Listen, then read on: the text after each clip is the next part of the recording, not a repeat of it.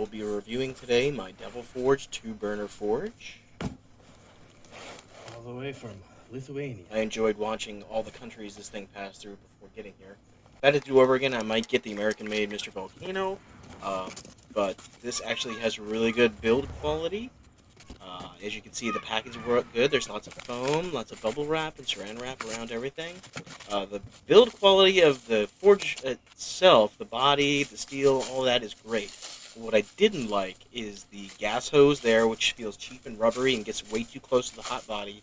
Well, this is the kale wool that I'm opening up now for the burners. Now this has it's a respiratory irritant and can rip up your lungs, so you shouldn't be opening that without a respirator. That's why I put it back down instead of finishing opening it. Now, as I was saying, the forge body itself is really good quality, but not so much the gas line. This is the rigidizer, which goes on the kale wool inside. That's to keep that fiberglass from getting into your lungs, hopefully, and a paintbrush for applying it. This is the regulator that I'm not a really big fan of. It's got some plastic parts to it, and these barbed connectors for the gas hose. It reminds me of a high school chemistry class. Not a threaded connector like you would expect.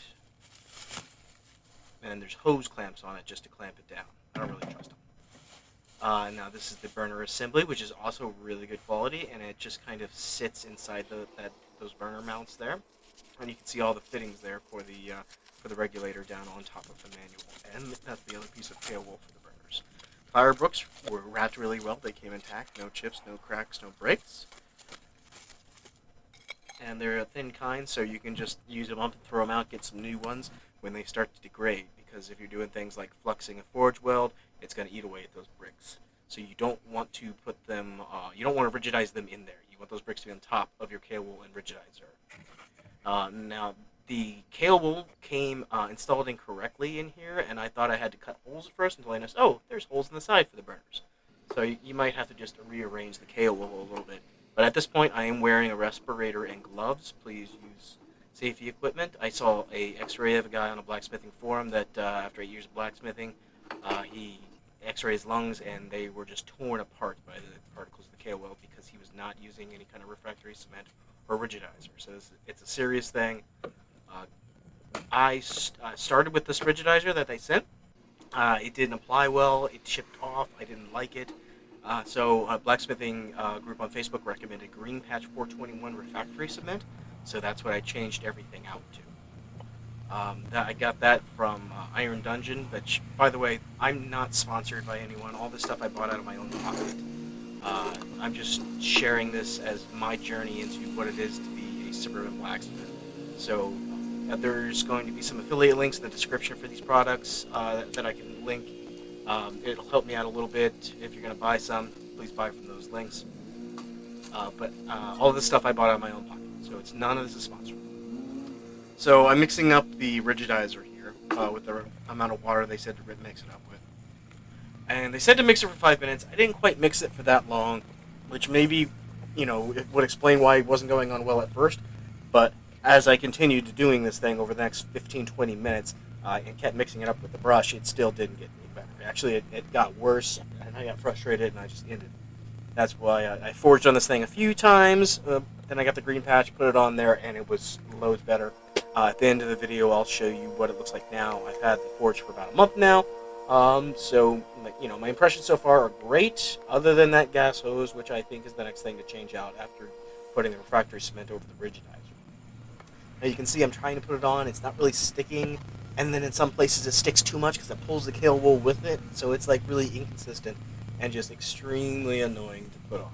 I've sped this up a good bit because I spent a long time trying to get this on there, rotating it around, front and back, getting the door, and even getting the burners in a little bit once I shoved the kale wool in there. It didn't say to do that in the instructions, but I saved a little bit of the rigidizer because I didn't want any of that kale wool exposed, especially that little bit on top that's actually closer to you. So that's just something to think about. But I do recommend getting a 5-pound tub of that Greenpatch 421, either to go on first or after the rigidizer. I think it would. Some people say put on the rigidizer first and then Greenpatch. I think the Greenpatch would go on just fine. You can see this is normal speed now, and I'm just very gently trying to put it on, but it's pulling the kale wool away. I think I get it good, then I go back to touch up a little bit, and it gets worse, so eventually I just give up and say, yep, that's it. That's all. That's as good as it's going to get. But then the Greenpatch it goes on like a consistency of joint compound, spackle, mud. I used a spackle knife and just slapped it on, and then I just used my gloved hand to smooth it out. Got in all the cracks, all the nooks and crannies. It was really great. It did a light years beyond the experience of trying to put this on there. And also, let me say that this kale wool will get on your work area and will get everywhere. So after I got all this on there, I actually used a leaf blower to blow all of this out and down into the street there, so it can blow away to safety and not in my garage. but you really should clean up afterwards and make sure you get it all out of there. I've got kids that like to go in the garage and watch Daddy do things, so I don't want them breathing it in either. So here I'm putting the burners in, and I'm getting ready to stuff the kale wool down into the gap between the forge body and the burners.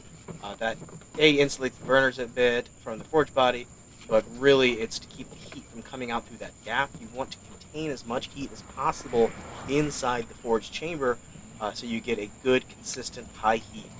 So all of the areas of the workpiece you're working on get the same level of heat, and also you're not waiting forever to heat up. I'm just using a screwdriver to shove it down in there really good, nice and packed, and then I put a little rigidizer on top. And actually, I turned the burners around after this because there's a shutoff valve, and that'll only shut off one of the burners, and I want to be able to shut off the burner that's there by the door, so I can have just the burner by the open end on for small one-burner operations to save gas, which really is most of it. You only want the 2 burners when you're doing a heat treat or something big, and you need the entire chamber at temperature. You don't need to worry about the level here because it's kind of resting there on the top of the forge body, so it's really useless. Just finger tighten the nuts, and then get a wrench and tighten them up, but don't tighten them too much because you could crush the burner. You're not trying to secure those in there too tight. You're just trying to keep them straight up and down so the flame shoots straight down onto the bricks below, and all the heat refracts around inside the chamber even. And you're going to see me fire up the forge here in a second after a leak test. For the leak test, just mix some water and soap. That's me with a paintbrush, putting water and soap on the fittings. And you can see how the hose flexes when you turn it on, so keep mindful of that. When you turn it off, it's going to see how close it is to the forge body. Now, if that were hot, that would be bad. But I tightened up the fitting, and I put a little more soapy water on that fitting that was leaking, and turn it on again. And it looks good. So I am ready to fire this thing up. Of course, I didn't have my propane torch, so I used a lighter, which I'll never do again, because it went out on me, relit it, ninja reflex.